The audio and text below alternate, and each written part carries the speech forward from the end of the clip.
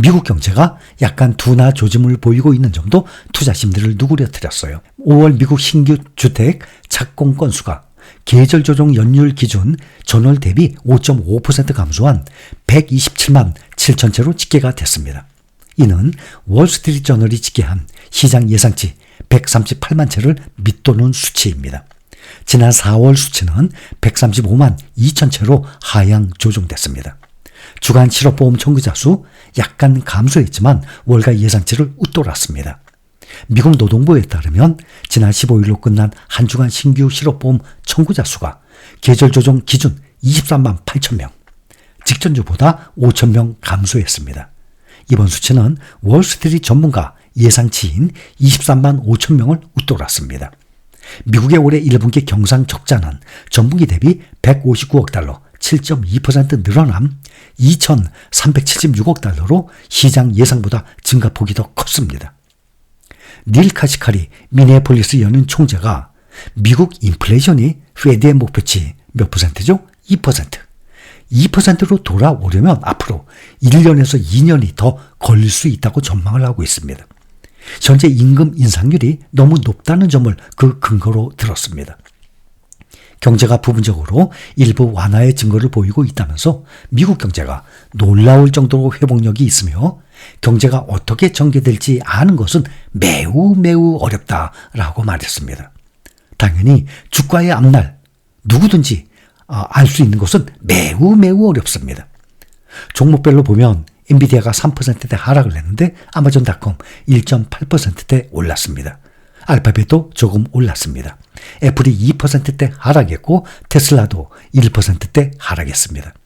엔비디아 주가와 함께 올랐던 AI, 반도체 관련주들도 힘이 빠졌습니다.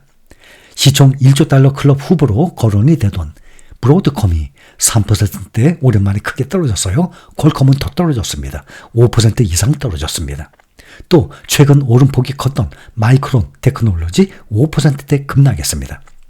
델 테크놀로지와 슈퍼마이크로 컴퓨터는 테슬라 최고 경영자 일론 머스크가 설립한 AI 스타트업 xAI에 슈퍼컴퓨터를 납품하게 된 소식이 전해지면서 주가가 장중 상승폭을 키웠는데 장 후반에는 소폭 반락을 했습니다.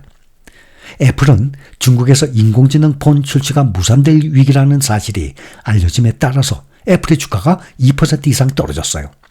애플은 전 거래일보다 2.15% 급락한 209.68달러를 기록했습니다. 최근 애플은 애플의 최신 아이폰에 생성형 AI를 탑재한다는 소식으로 올해 들어서 계속 하락 중이었던 주가가 급등을 했고 시가총액 3조 달러를 다시 돌파하는 등 약진하고 있었습니다. 그러나 중국에서는 AI가 탑재된 휴대폰을 출시하지 못할 수도 있다고 월스트리트 저널이 어제 보도했습니다. 중국이 보안을 이유로 외국 업체의 AI를 막고 있기 때문입니다. 중국은 최근에 모두 117개 생성형 AI 제품을 승인을 했습니다. 그런데 모두 중국 업체의 것이었습니다. 외국 업체는 국가 보안을 이유로 불허하고 있습니다. 이에 따라서 애플은 AI가 탑재된 아이폰을 중국에서 출시하기 힘들 전망으로 보고 있습니다. 애플은 중국 회사와 합작하는 방법으로 AI폰 출시를 추진하고 있는 것으로 알려지고 있습니다. 중국이 애플 전체 매출에서 차지하는 비중이 거의 20%에 가깝습니다. 이렇게 20%에 가까운 시장에서 AI가 탑재된 아이폰을 출시하지 못할 수도 있다는 것입니다. 애플이 AI가 탑재된 아이폰을 출시하면 아이폰 교체 수요가 폭발하고 매출이 늘 것이라는 전망으로 최근 애플의 주가가 랠리하고 시가총액 3조 달러를 재돌파했었던 것입니다.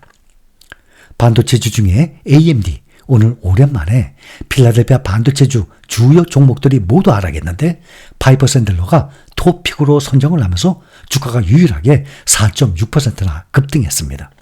슈퍼마이크로 컴퓨터는 장중에 5%까지 급등을 했는데 0.26% 상승으로 장을 마쳤습니다. 일론 머스크는 이 회사가 xAI가 슈퍼컴퓨터를 만드는 것을 도울 것이라고 말했습니다. 투자사가 로보택시 사업이 쉽지 않을 것이라면서 테슬라의 목표가를 하향을 하자 테슬라 주가가 오늘 2% 가까이 급락했습니다.